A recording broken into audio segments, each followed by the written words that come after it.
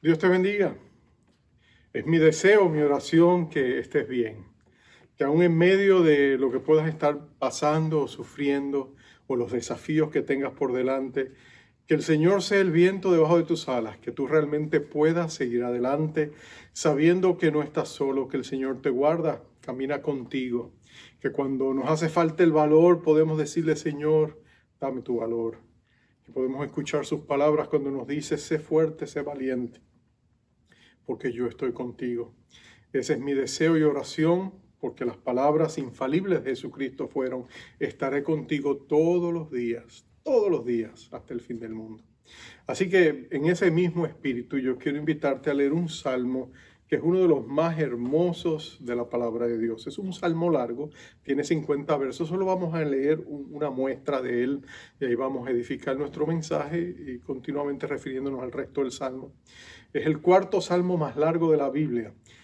Tú sabes que el Salmo 119 es el más largo, pero el Salmo 18 también.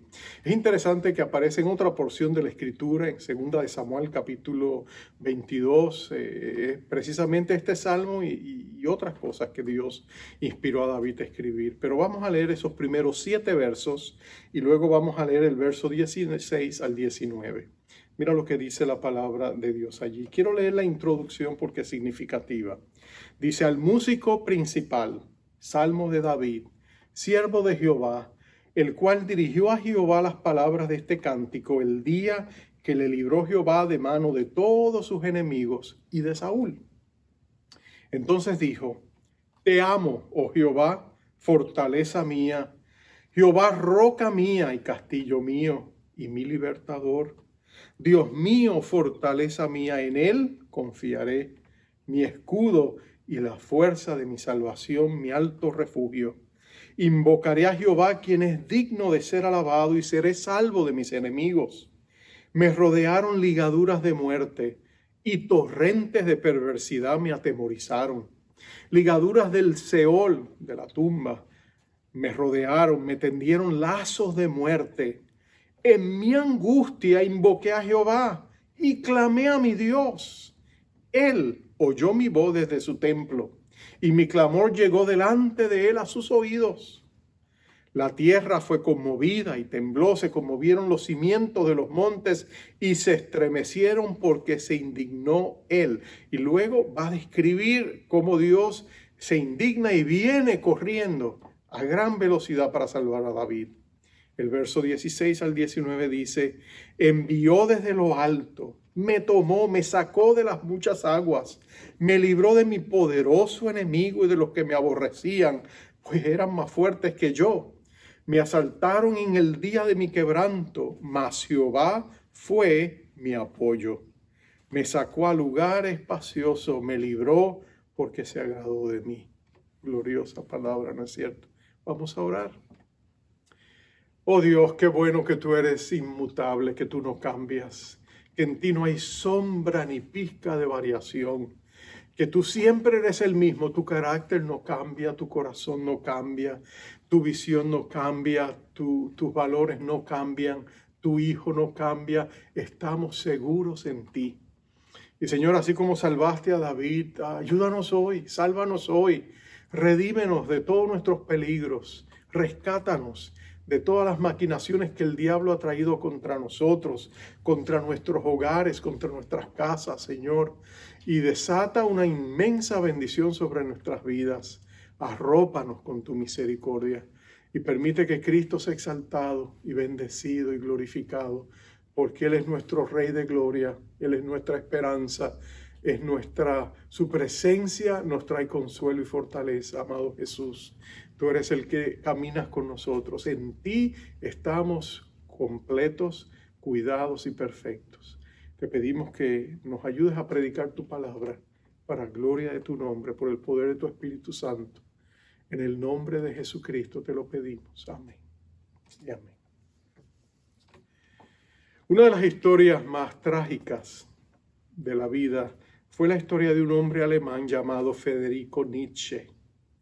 Él venía y creció en un hogar cristiano, tenía una hermosa tradición cristiana. Sus abuelos, tanto maternos como paternos, eran pastores. Su padre era pastor de la iglesia luterana y él había crecido en el seno de una familia que le amaba. Pero más tarde, en su juventud, se fue a estudiar filosofía y eventualmente abandonó el cristianismo por la filosofía. No solamente eso, él fue el que se conoce hoy como el que escribió y desarrolló, formuló la filosofía de la muerte de Dios. Según Nietzsche, no es que Dios estuviese literalmente muerto, sencillamente él decía que la conciencia de Dios había perecido en la cultura occidental. En otras palabras, nosotros habíamos hecho a Dios tan irrelevante porque ni creíamos en Él, ni lo aceptábamos, ni estábamos dispuestos a someternos a sus preceptos, a sus mandamientos, de tal manera que lo habíamos hecho irrelevante, de manera que Dios realmente había muerto en términos prácticos para nuestras vidas y nuestra costumbre. Y en su lugar el naturalismo, el humanismo habían tomado el lugar de lo que había sido la fe cristiana. En su parábola El Loco, él escribió y describe a un hombre que va con una lámpara en la mano encendida en medio de la luz del día, en pleno día. Ahí va este hombre preguntándole a todos dónde estaba Dios. Y todo el mundo le decía, ¿dónde está Dios? Pero tú estás loco, ¿cómo vas a preguntar eso? Dios está en todas partes, ¿no? ¿Dónde está Dios? Decía él, Dios, ¿dónde está Él? Y finalmente, en la parábola, él se detiene y dice, Dios está muerto. Nosotros lo hemos matado y nos hemos separado de Él como si hubiésemos separado la tierra del sol.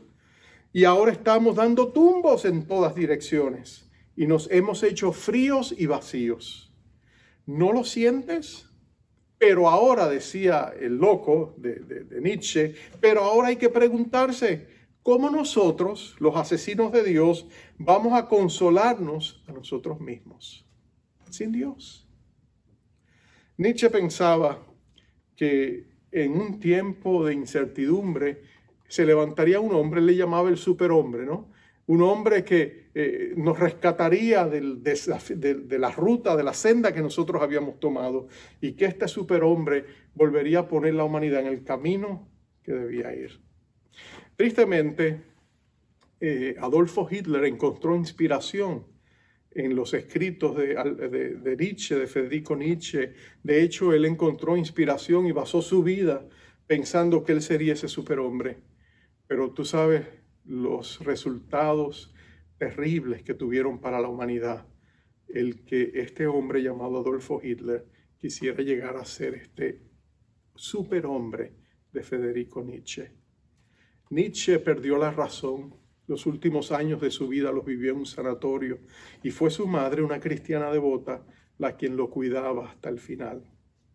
Su historia fue una historia trágica, fue una historia muy triste, pero como resume Rabí Zacarías en uno de sus libros, y quiero citarlo en este momento, dice, no hay nada en la historia que se compare al triste lugar donde ha llegado la humanidad en la historia cuando ha sido llevado a un sistema político y social que conscientemente excluye a Dios, y la vida misma de Nietzsche es la guía de la misma senda que lleva inexorablemente a una nación por ese camino. En otras palabras, no solamente los hombres, sino las naciones, cuando excluyen a Dios, cuando sacan a Dios de su vida y de su conciencia, todos están condenados a seguir por la misma senda que el mismo Nietzsche vivió, y que otras naciones que se han abanderado bajo sus mismas ideas ateístas también llevan por ese mismo camino. Por eso es que el Salmo 18 es relevante para nuestra vida hoy, porque el Salmo 18 es la antítesis de vivir sin Dios, es la contradicción de vivir sin Dios. Es cuando una persona, frente a la encrucijada de la vida, cuando ve esos dos caminos, vida sin Dios o vida con Dios, la vida de David es aquella que nos muestra el modelo para seguir nuestra vida con Dios. Así que cuando nosotros estamos frente a las circunstancias que estamos viviendo en medio de esta pandemia, donde quiera que estemos, donde escuchamos voces que dicen nosotros lo podemos hacer sin Dios, o como dijo el gobernador de nuestro estado de Nueva York hace un tiempo atrás, Dios no ha hecho esto, Dios no tiene nada que ver con esto, la fe no tiene nada que ver con esto, nosotros y la ciencia lo hemos hecho. Cuando tú escuchas declaraciones que hablan de esa manera, tú escuchas otra vez el eco de Nietzsche.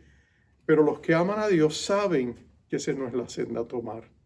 El Salmo 18 es la versión reducida del pasaje más extenso de 2 de Samuel, capítulo 22. Es un salmo precioso, y mi contención es que este salmo no se escribió de la noche a la mañana.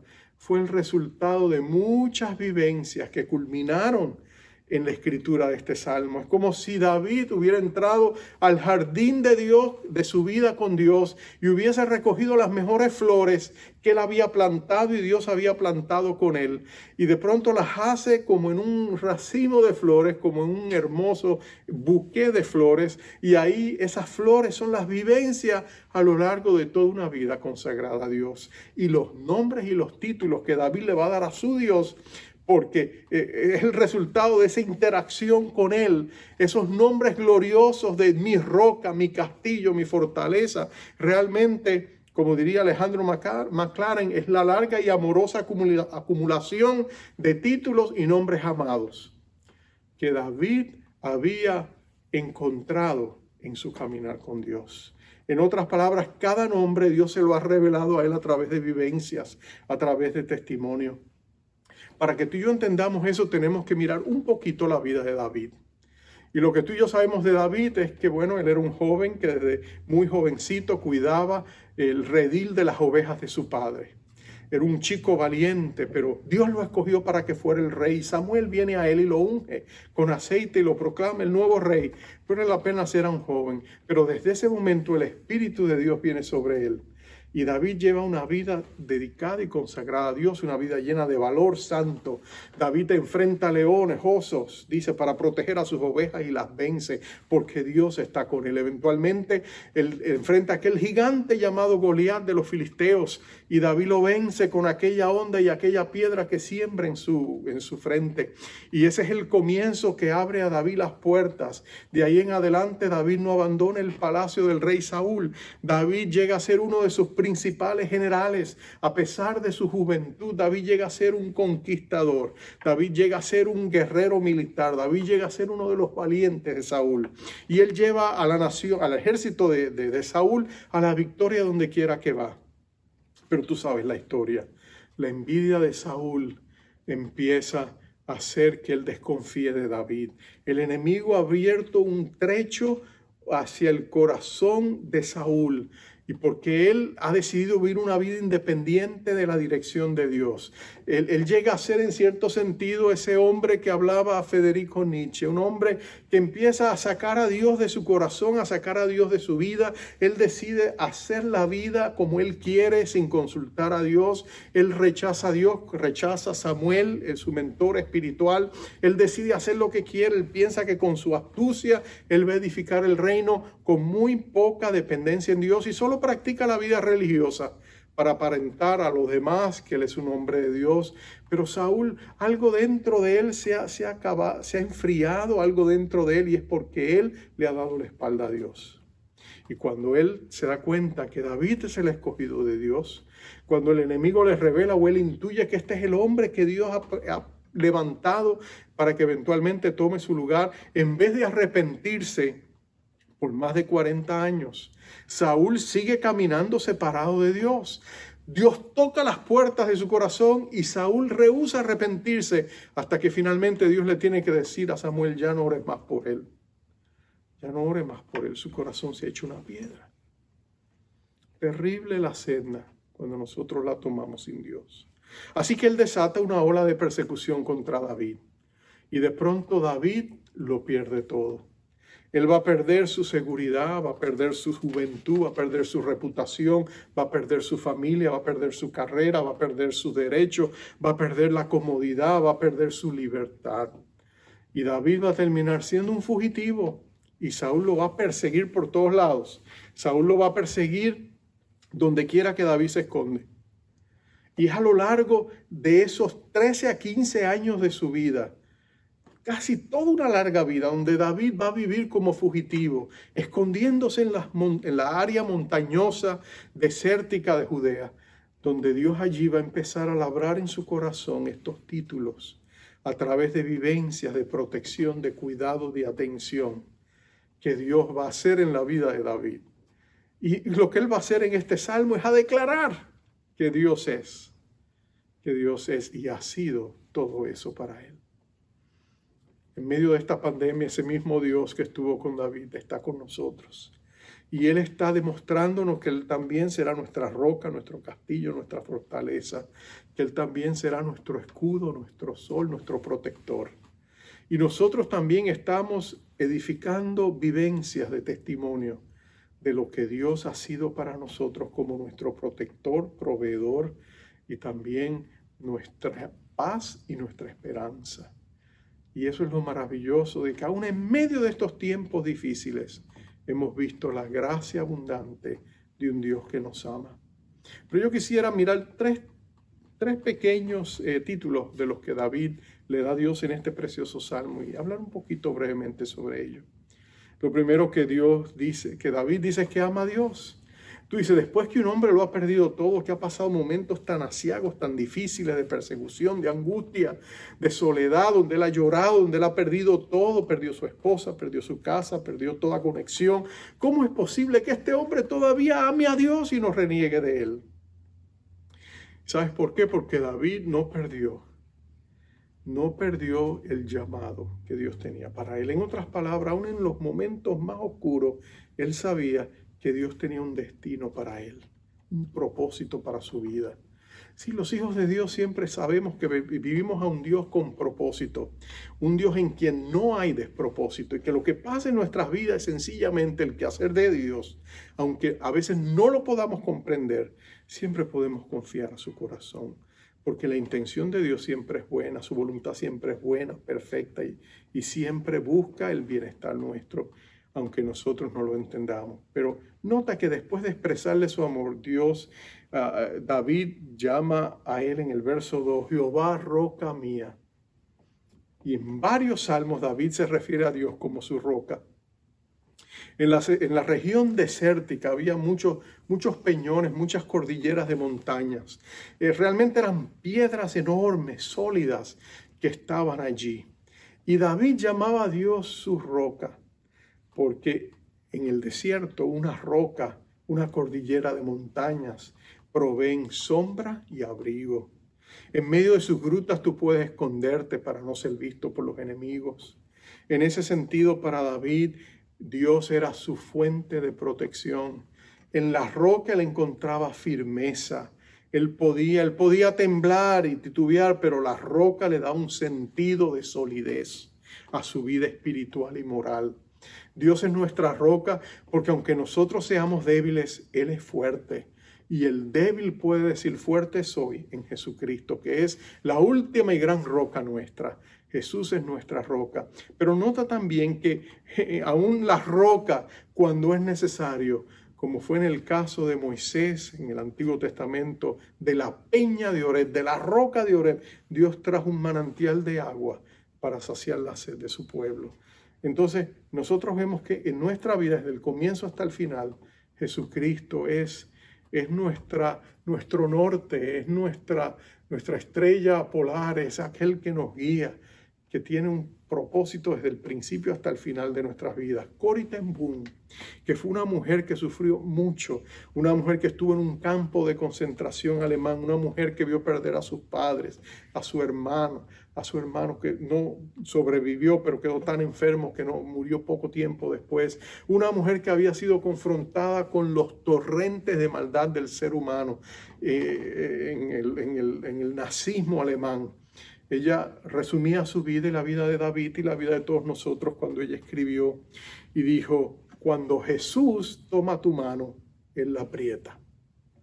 Y con tu mano apretada, Él te guía a lo largo de tu vida y te lleva a salvo hasta la casa. En otras palabras, Jesucristo es para nosotros sabiduría de Dios, justificación, santificación y redención. Dios nos toma y Él ha prometido que la buena obra que ha empezado en nosotros, Él la va a perfeccionar hasta el día final.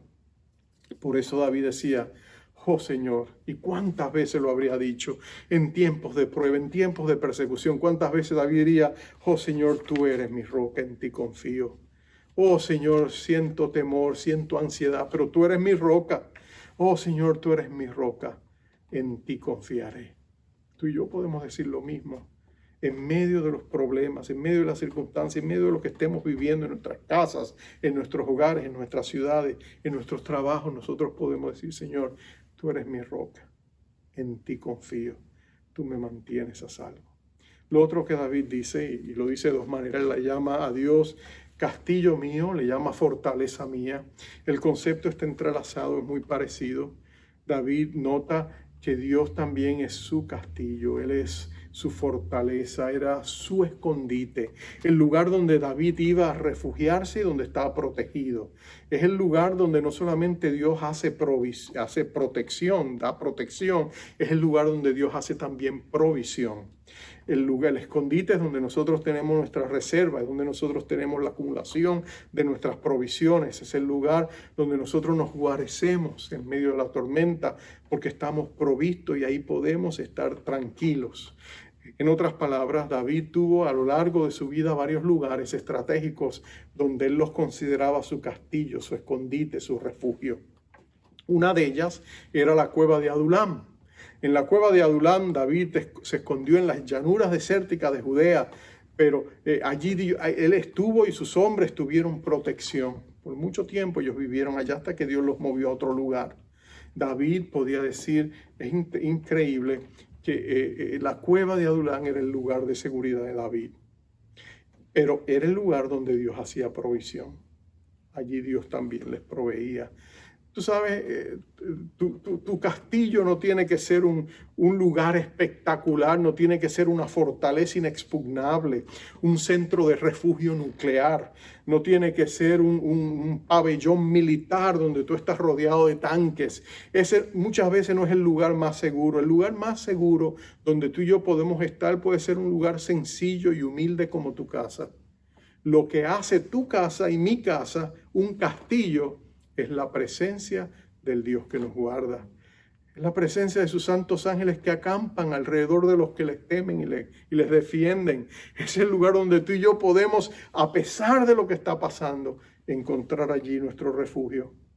La comunidad de Gosén era muy pobre, había perdido su gloria cuando el faraón desató su opresión sobre el pueblo de Israel, y por una generación ellos sintieron el peso del látigo allí sobre sus espaldas, y aquella humilde residencia de Gosén se convirtieron en el lugar donde ellos vivían, pero no parecía el lugar más seguro del mundo.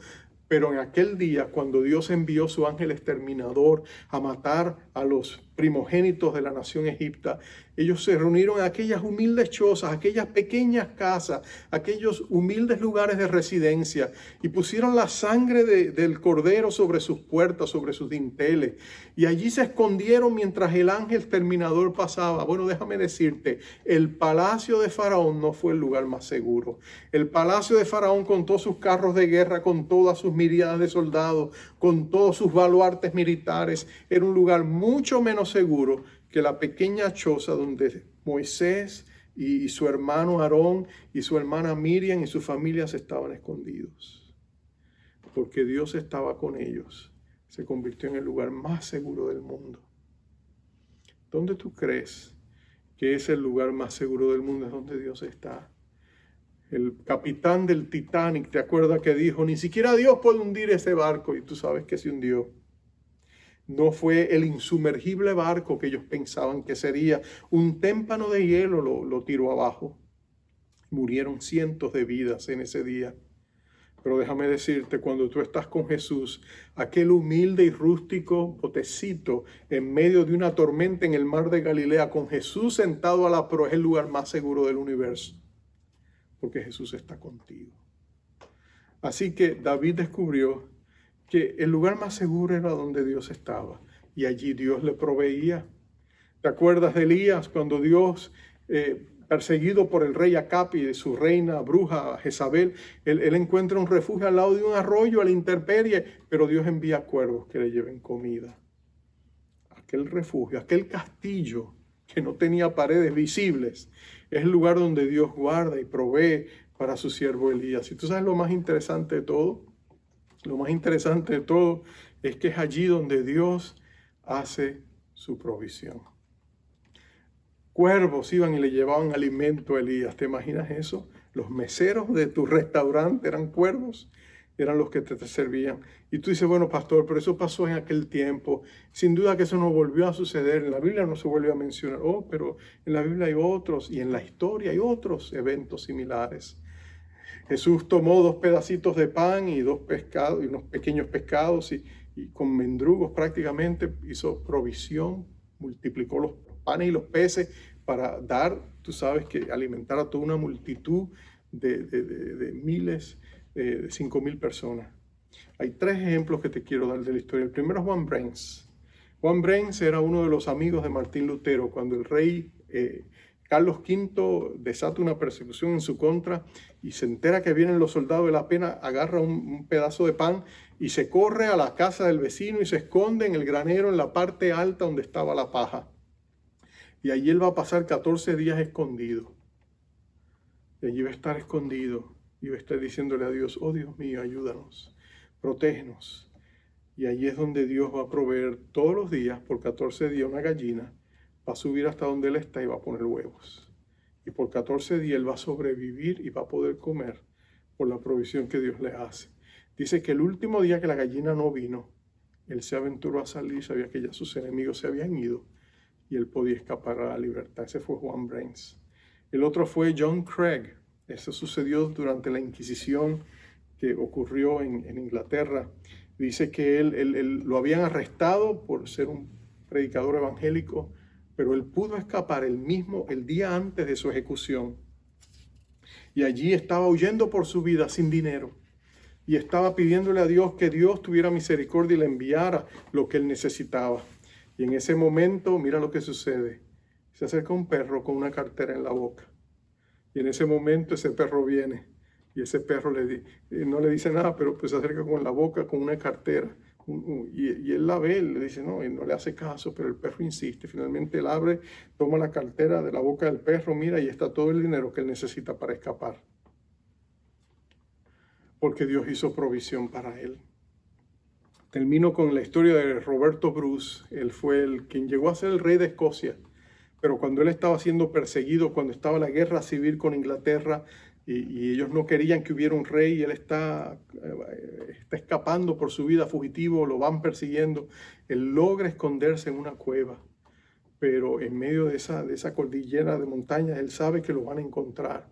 Así que él se mete, se esconde y empieza a orar. La cueva es pequeña, pero lo que él nota le deja asombrado. Él nota que una araña sale y empieza a tejer una telaraña sobre la entrada, la abertura de la cueva. Y cuando él está allí, mira lo que sucede. Vienen los que lo están buscando y van a entrar y sabe que si entran, ahí lo encuentran. Pero de pronto uno dice, no, mira, ahí hay telaraña. Seguramente que él no cruzó por ahí y siguieron de largo. Bueno, esos son 3 pequeños ejemplos de la historia que te muestra que nuestro Dios sigue siendo el mismo. El Dios que hizo provisión para el profeta Elías a través de sus cuervos. El Dios que hizo provisión para David cuando estaba siendo perseguido por Saúl. El Dios que ayudó a Juan Brens, que ayudó a John Craig, que ayudó a Robert Bruce. Es el mismo Dios que está contigo. Su poder no se ha acabado. Su mano no se ha cortado para salvar. Él sigue siendo el mismo. Y los que dicen que Dios ya no hace milagros, están blasfemando contra el Espíritu de Dios que sigue activo y haciendo milagros en medio de nuestras circunstancias y de las circunstancias y de la situación en que estamos viviendo. Termino con esto. Dios era no solamente la roca de David, Él no era solamente el castillo, la fortaleza de David, el lugar donde Él encontraba protección y provisión. Nota que Él dice también, Jehová es mi libertador, mi libertador. Es interesante que David va a seguir hablando de que hay un momento particular en su vida donde David siente que hay ligaduras de muerte que están en contra de él. Él dice que torrentes de maldad vienen contra él. Él siente que se está negando por fuerzas perversas que quieren destruirlo. Y parece que David no sabe a dónde ir, así que él clama a Dios. Él dice, en ese día él clamó a Dios y nota cuán velozmente Dios viene a su rescate. No leímos todo el pasaje, pero si tú lees del verso 8 hasta el verso 15, ahí te dice cómo Dios vino súbitamente, vertiginosamente, para, con el resplandor de su presencia y de su poder, hacer provisión y rescatar a su amado David. Este salmo proclama que Dios es nuestro rescatador. Nuestro Señor Jesucristo es nuestro libertador. Él es nuestro rescatador. Él es nuestro salvador. Nadie salva como Jesús salva. Hace 2000 años en la cruz del Calvario, allí Jesucristo fue crucificado y Él murió por la perversidad de hombres que quisieron acabar con Él. Pero tú sabes que Él no se quedó en esa cruz. Él fue enterrado. 3 días más tarde Jesús se levantó de entre los muertos. Y desde entonces vive para siempre. Por 40 días Él estuvo con los discípulos enseñándoles verdades acerca del reino de Dios. Pero más tarde Él ascendió a gloria. Pero Él envió a su Espíritu Santo. Pero la promesa de Jesús es que su presencia espiritual siempre estaría contigo. Que Él no te abandonaría, que todos los días el Señor Jesucristo estaría a tu lado. O aunque tú no lo sientas, no puedes negar la realidad de la palabra infalible de un Dios cuya palabra no vuelve al vacía. Si Jesucristo dijo, estaré contigo, Él está contigo. ¿Cuántas personas me han dicho en estos días de pandemia? Pastor, estaba desesperado, pastor, estaba enfermo, pastor, pensé que me iba a morir, clamé a Dios. Y a veces escucharon la voz del Señor que le dijo, no temas, yo estoy contigo. A veces han visto el milagro, Dios los ha sanado, porque Dios es un Dios cumplidor de su palabra. Termino con esto. Un hermano, una hermana muy querida de nuestra iglesia me contaba de un familiar que tiene en Perú. Esta es una persona que estuvo enferma, fue hospitalizada, estaba en la sala de emergencias y estaba muriendo gente constantemente alrededor de él.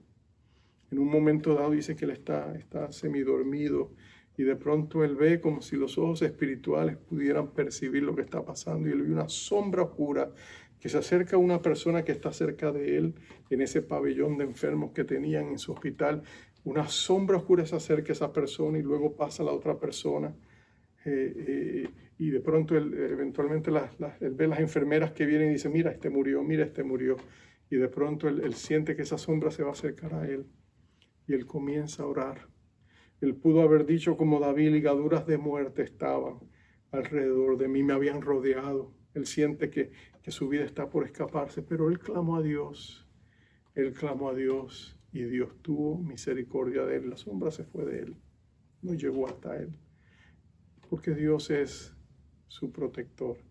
Como David, él pudo haber dicho, Jehová, roca mía, castillo mío, mi libertador.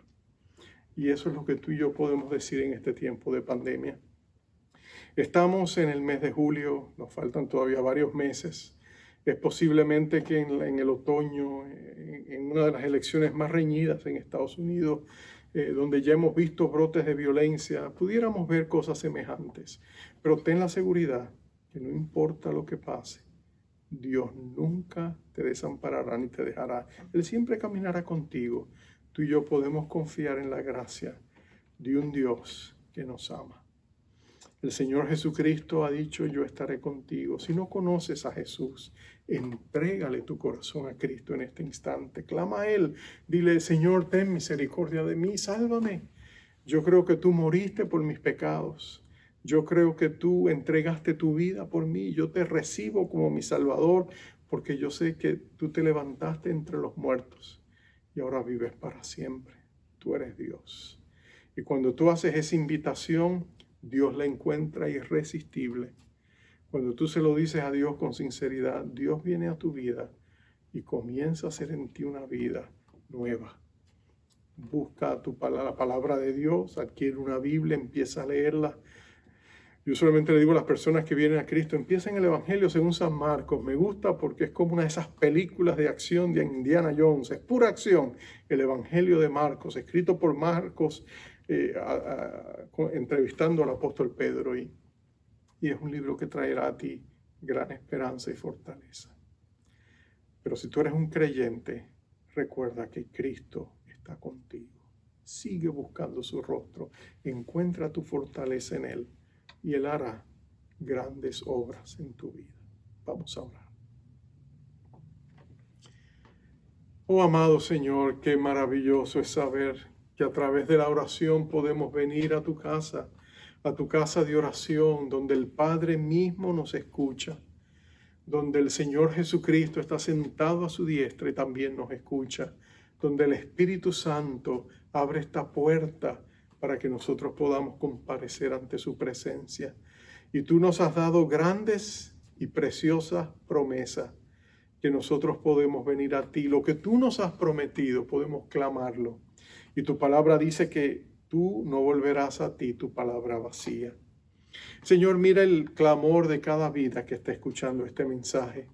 Quizá tiene necesidad de sanidad, quizá tiene necesidad de un toque sanador de parte tuya, o quizás su corazón está abrumado por la ansiedad, el temor, el pánico. Pero Padre, en el nombre del Señor Jesucristo te pedimos que reprendas toda oscuridad y que traiga la luz de tu paz, de tu fortaleza y de tu amor sobre esta persona. Oh Señor, perdona sus pecados, trae vida y luz a su corazón y que Él pueda descubrir que tú eres tan real como el piso sobre el cual él o ella está parado y que tú le amas con un amor perfecto. Echa atrás la oscuridad, trae tu luz a su vida y arrópalos con tu misericordia. Pues te pedimos todo esto sobre la base de nuestro amado Rey Jesús, quien es Rey de nuestro corazón, Rey de su iglesia, Rey de nuestras vidas. A Él sea la gloria por los siglos de los siglos. Amén. Te envío con la bendición sacerdotal.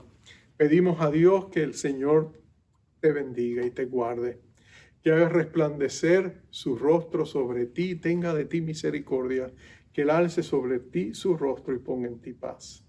Que el Señor te bendiga y te fortalezca. Bendiciones. Eres mi protector.